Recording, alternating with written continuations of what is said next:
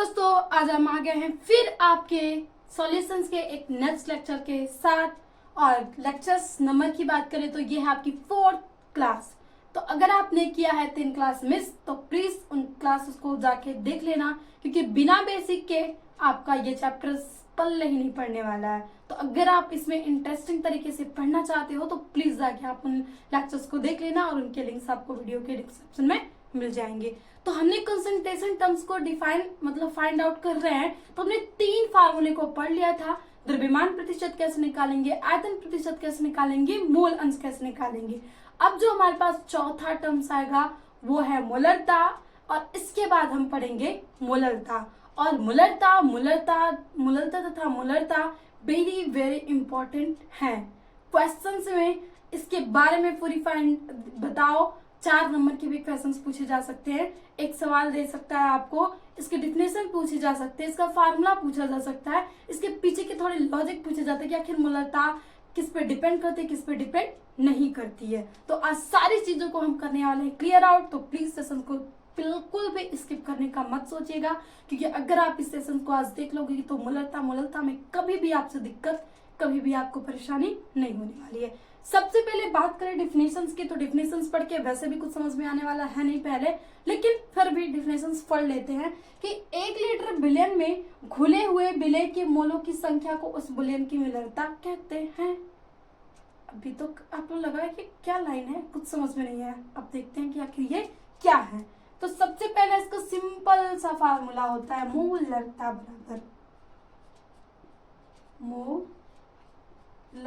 बराबर सिंपल सा फार्मूला होता है विलेय का मोल। तो देखिए, हमने कहा था कि भाई मोल को तो इतने अच्छे से समझ लो, क्योंकि मोल जी आपको हर बार मिलने वाले हैं, बिना इनके किसी भी टर्म्स का भला नहीं होने वाला है। तो भाई मोल को तो आपको अच्छे से पढ़ना ही है। अब नीचे आप लिखोगे विलयन का आयतन, और वो भी लीटर में ना हो, फिर भी लीटर में चेंज कर लेना, क्योंकि परिभाषा ही है कि 1 लीटर विलयन में आपने कितना, जैसे कि एज्यूम करो कि 1 लीटर जल दे दिया गया है, अब आप उसमें कितनी चीनी ऐड कर सकते हो, ये कैसे पता लगाओगे। तो ये हम पता मान लीजिए मोलरता से लगाएंगे, और वो मान लीजिए हमें पता है कि हमने इतना ग्राम, इतनी जो भी है, इतनी मतलब ml चीनी यूज की है। तो अब बताओ इसकी मोलरता क्या है। तो हम यहाँ से सारी चीजें को क्या कर सकते हैं, बता सकते हैं। तो ये हो गया आपके पास फार्मूला, विलेय के मोल अपान विलयन का आयतन। यही सिंपल सा आपके पास फार्मूला है। अब बात करें तो मोलरता डिपेंड किस पे करती है। इस पे अक्सर करके आपके पास न्यूमेरिकल्स में आंकिक प्रश्न MCQ वाला जो होता है बहुविकल्पी में, इससे इस टॉपिक से रिलेटेड क्वेश्चंस पूछे जाते हैं कि निम्न में से कौन सा टर्म है जो कि ताप पे निर्भर करता है। तो भाई अगर आपसे कहा जाए कि 1 ग्राम लोहा ले लो, और आप यहाँ पे मान लीजिए कह दिया जाए कि मान लीजिए जैसे कि हम ऐसा कर लेते हैं कि अफ्रीका में वहां पे टेम्परेचर अधिक है। अब क्या वहां पे 1 ग्राम आधा ग्राम हो जाएगा, और फिर उसको भेज दिया जाए किसी ठंडे प्रदेश में, जैसे कि मान लीजिए हम अपने इंडिया में बात करें तो जम्मू में लेके चले जाए, तो क्या वहां पे वो 1 केजी का हो जाएगा। ऐसा कुछ होता है क्या द्रव्यमान में? नो, द्रव्यमान आपका कभी भी ताप पे डिपेंड नहीं करता है कि ताप बढ़ाए तो कम हो गया, बढ़ गया, और ताप घटाए तो कम हो गया। भाई वो 1 केजी है तो आप चाहे जैसे भी कर लो वो 1 केजी ही रहेगा। लेकिन वही आप बात करो आयतन की, जैसे कि कोई भी चीज, तार हो गया, जैसे आयतन हम किसी बोलते हैं कि किसी वस्तु द्वारा घेरे गए स्थान को उस वस्तु का आयतन बोलते हैं कि हाँ उस वस्तु का इतना आयतन है। अभी आप देखते होंगे घर, गांव में, शहरों में, कहीं भी आप हो, वैसे हम तो गांव में रहते हैं, लेकिन आप चाहे भी जहाँ हो शहरों में, तो वायर्स लगे हुए तो जरूर देखे होंगे आपने ऊपर। मान लीजिए बहुत हाई मतलब सिटी में आप तो वहां पे जमीनों के अंदर होगे तो कहोगे नहीं हमने नहीं देखा है, लेकिन कहीं आते जाते तो आपने देखा होगा वायर्स। तो वो जो वायर्स होते हैं ना, थोड़े ढीले ही लगाए जाते हैं, बहुत ज्यादा टाइट नहीं किया जाता कि उनको लगाते ही समय में एकदम फिक्स कर दें, टाइट कर दे। अगर हम टाइट कर दे ना, फिर ठंडी में बस जैसे ही ठंडी का, क्योंकि हमारा इंडिया है, इसमें हर तरह के मौसम आते रहते हैं, तो अगर ठंडी आई तो वो टूट सकता है, क्योंकि ठंडी में तो उसके कण है ना, उसका जो आयतन है ना वो कम होता है, और पहले से हम उसको बहुत टाइट लगाए हैं तो वो क्या हो जाएगा, टाइट और होके टूट जाएगा। अगर हम क्या करें, उसको बहुत ज्यादा ढीला लगा दें तो क्या होगा, जैसे ही टेम्परेचर हाई होगा तो वो और भी नीचे आ जाएगा। तो मान लीजिए उस कंडीशन में टूटेगा नहीं, लेकिन जब गर्मी आती है तो आपको पता है कि अगर आप गाँव शहर कहीं भी होंगे तो लू तो बहुत चलती है, हवा बहुत चलती है, तो उसे इधर उधर टकराने की भी बहुत दिक्कत होती है, और साथ कहीं फंस जाए वो और टूट जाए। फिर मान लीजिए सड़कों के किनारे लगा है तो बसें ऊंची ऊंची चलती हैं, अगर हमने ढीला लगाया वो और ढीला होकर बसों से टकरा जाए तो बहुत सारे एक्सीडेंट हो जाते हैं। तो इसीलिए उससे बचने के लिए, क्योंकि वो ताप पे डिपेंड करता है, हम उसको पहले से ही एक मात्रा में थोड़ा ही ढीला रखते हैं कि वो ठंडियों में भी सहन कर ले और गर्मियों में भी सहन कर ले। ना तो ज्यादा हम ढीला लगाते हैं ना तो ज्यादा टाइट लगाते हैं। तो आप देख रहे हो कि मोलरता में भी आयतन यूज किया जा रहा है। तो जब आपका जो आयतन होता है, यहाँ से याद रखो कि जो आपका आयतन होता है, आयतन ये आपका ताप पे निर्भर करता है, ताप पर निर्भर करता है।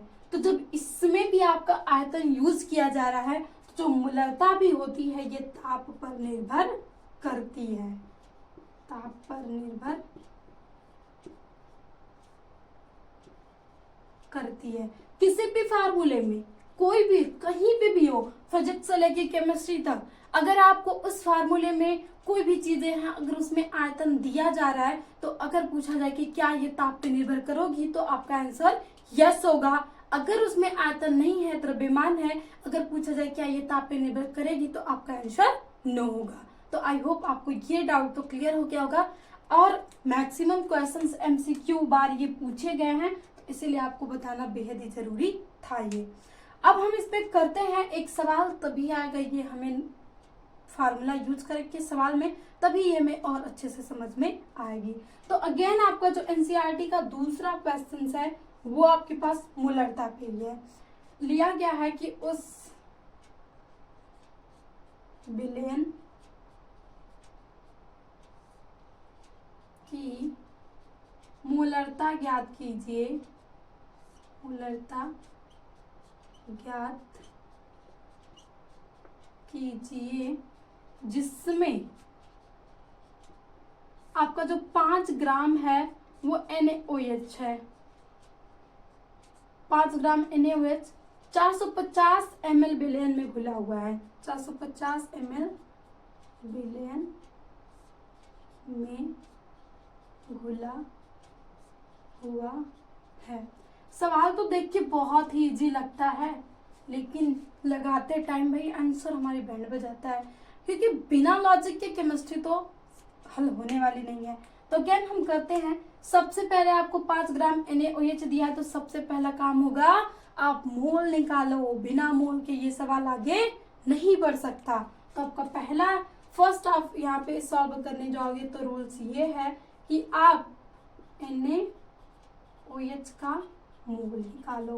तो भाई NaOH का मोल बराबर फार्मूला हमने अभी पढ़ के आया कि दिया गया द्रव्यमान अपन परमाणु द्रव्यमान, तो दिया गया द्रव्यमान आपके पास कितना है 5 ग्राम। अब Na का होता है हमने देखा था, अब इसका निकालोगे आप तो इसका 23 + 16 + 1, और इन सभी को जोड़ दोगे तो आपके पास 40 ग्राम मोल इनवर्स आ जाएगा, ग्राम से ग्राम कट, एंड आपका जो आंसर आएगा 0.15 मोल आंसर आ जाएगा। अब आपसे पूछा जा रहा है यहाँ पे आप निकाल लो कि मतलब मोलरता पूछा जा रहा है, तो आपका मोल तो निकल गया, क्योंकि हमें मोलरता के लिए विलेय का मोल निकालना होता है, तो एक चीज तो आ गई। अब दूसरी चीज हम क्या निकालेंगे कि पूरे विलयन का आयतन क्या है। तो अब आप यहाँ पे लिखोगे विलयन का लीटर में आयतन, आयतन। अब लीटर में आयतन क्यों निकालना भाई, अब यहाँ पे आप एक चीज याद रखोगे कि 450, अब ये नहीं, ये जो ml है यही पूरे, क्योंकि ये ml आयतन का जो मात्रक होगा वो या तो लीटर होगा ml, तो उसको तो हमें इसको ऐड इसमें नहीं करना। करना है।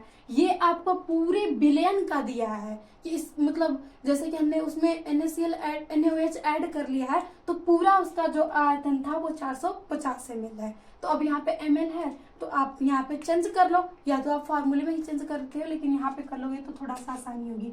तो ऊपर आप लिखोगे 450 और लीटर में चेंज करने के लिए आप क्या कर दोगे 1000 से डिवाइड, और जब इसको डिवाइड करोगे तो यहाँ पे आप इसे काट सकते हो कि 0.0 यहाँ से काट लो, फिर ये एक बार में जाएगा नहीं तो 0.4 एंड फिर उसके बाद आ जाएगा ये 5, इतना आप लिख सकते हो। 0.45 आ गया। अब यहाँ पे आप लिखोगे मोलरता।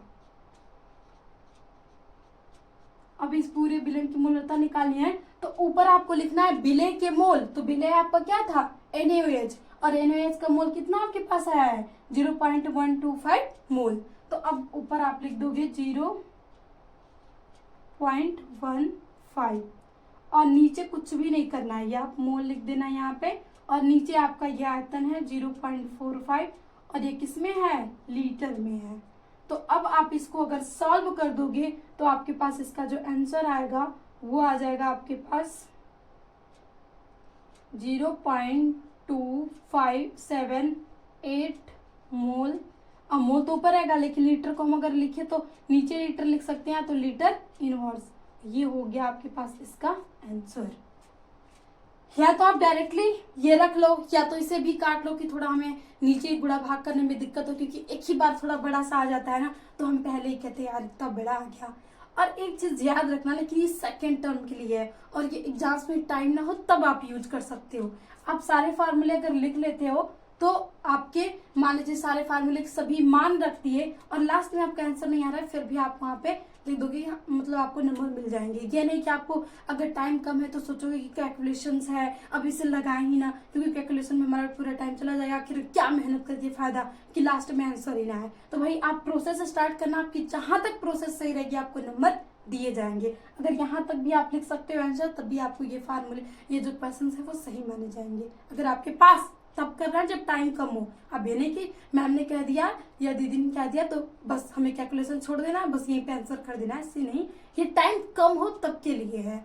तो ये था आपके पास मोलरता, और मोलरता पे एक था न्यूमेरिकल्स। तो आई होप आपको अब मोलरता से कोई परेशानी नहीं होगी। डिफिनेशंस पूछा जाए हम बता सकते हैं कि 1 लीटर विलेन में घुले हुए मोलों की संख्या को उस विलेन का मोलरता कहते हैं। फार्मूला हमें पता चला कि मोलरता बराबर विलेय का मोल अपान विलेन का आयतन और मल्टीप्लाई 100, ये मल्टीप्लाई 100 नहीं करेंगे, लीटर में है। अगर लीटर में नहीं है यहाँ पे आप ml में लिखोगे तो 1000 से मल्टीप्लाई कर दोगे, और नहीं तो लीटर में लिखोगे तो किसी चीज से मल्टीप्लाई नहीं करना है। अब उसके बाद ये आपका एमसीक्यू पूछा जा सकता है कि क्या मोलरता ताप पे निर्भर करती है, तो वो हम कैसे निकालेंगे। भाई आयतन जब ताप पे निर्भर करता है तो हमारी मोलरता भी आयतन ताप पे निर्भर करेगी, क्योंकि इस समय आयतन यूज किया जा रहा है। और ये था उसके बेस पे एक न्यूमेरिकल। तो आई होप मोलरता आपको एकदम क्लियर आउट हो गई हो। अब हम मोलरता को देखते हैं, प्लीज इसका स्क्रीनशॉट ले लीजिए।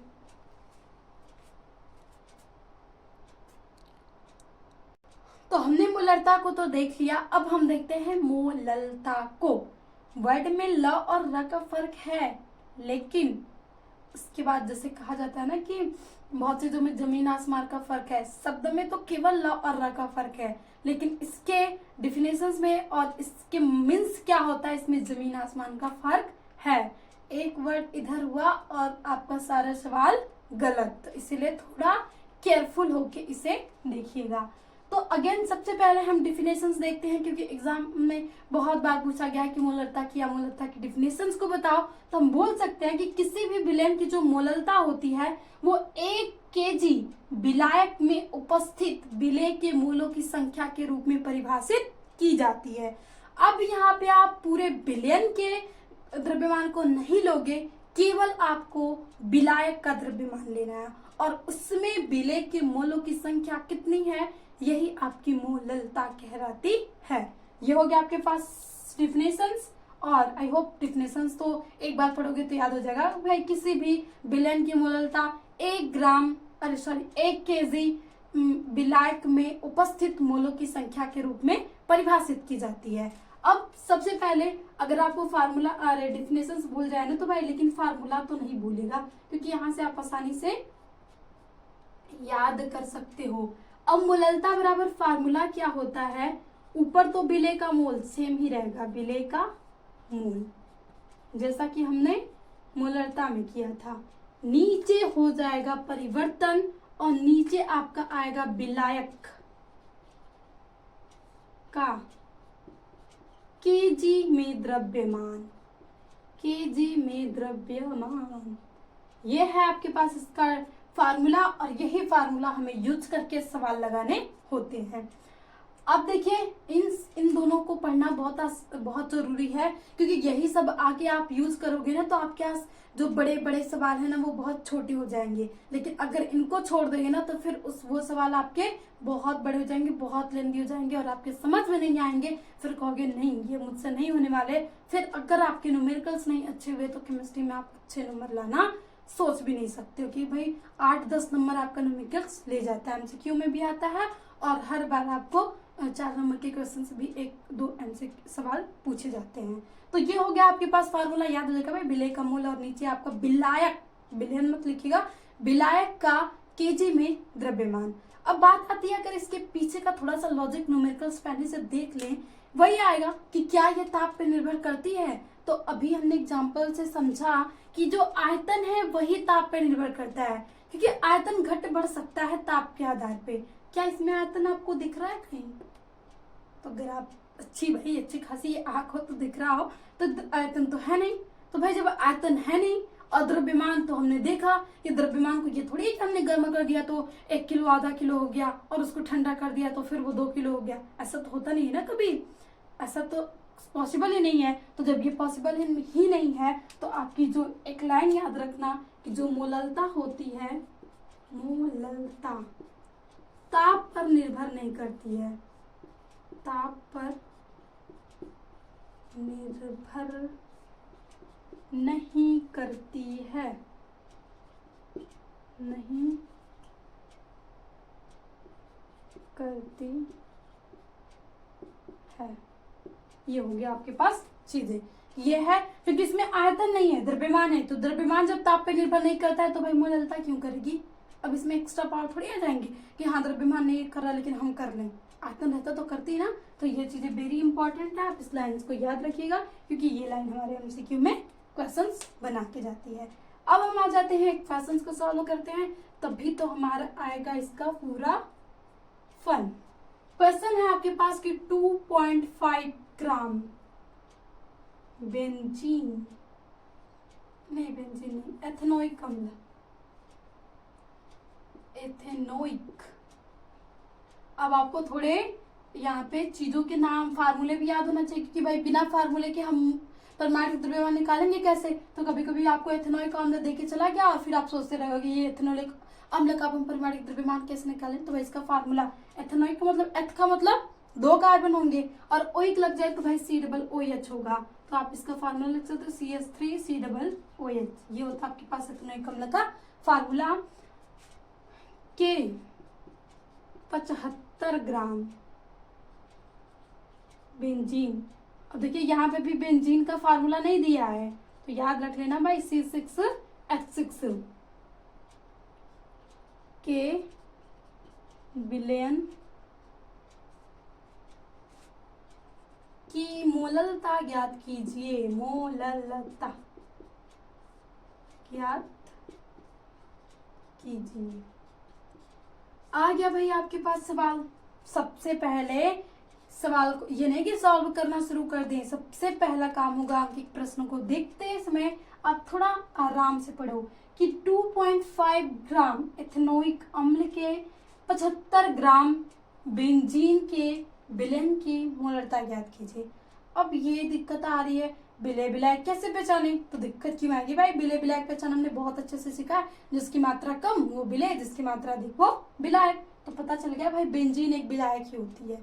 बेंजीन और जल हम यूज करते हैं, प्रॉपर्टी में हम पढ़ते हैं, क्लास 10th में पढ़ा होगा आपने बेंजीन की प्रॉपर्टी। तो बेंजीन विलायक के रूप में प्रयुक्त की जाती है। तो भाई मोल निकालने के, मोलरता निकालने के लिए फिर अगेन आपको काम करना वही होगा कि आपको सबसे पहले मोल निकालना होगा।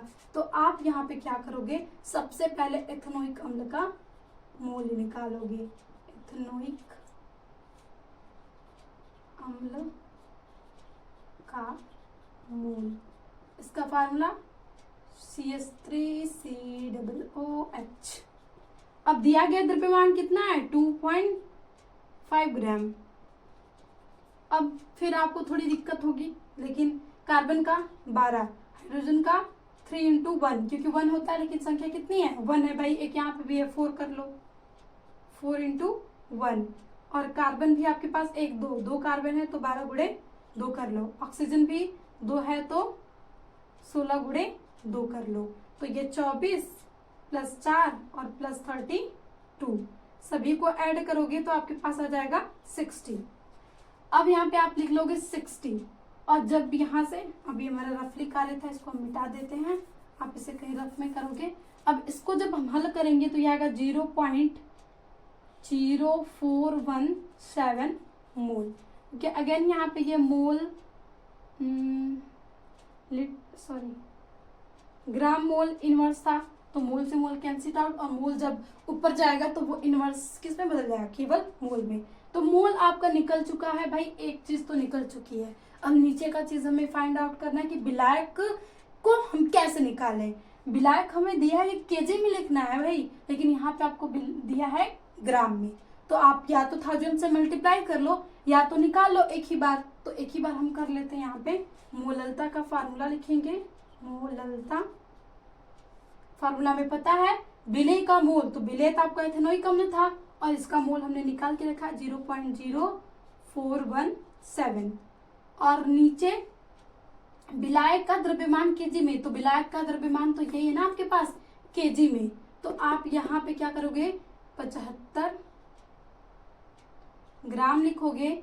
और इसको अगर आपको केजी में चेंज करना है तो आप यहाँ पे गुणे 1000 ग्राम केजी इनवर्स कर दोगे। तो अब अगर इसे आप सॉल्व कर दोगे तो आपका आंसर आ जाएगा। तो अगर आप इसे सॉल्व करेंगे तो जो इसका आंसर आएगा वो 0.556 मोल। क्या क्या बचा यहाँ से, ये मोल था, ग्राम से ग्राम कैंसिल आउट,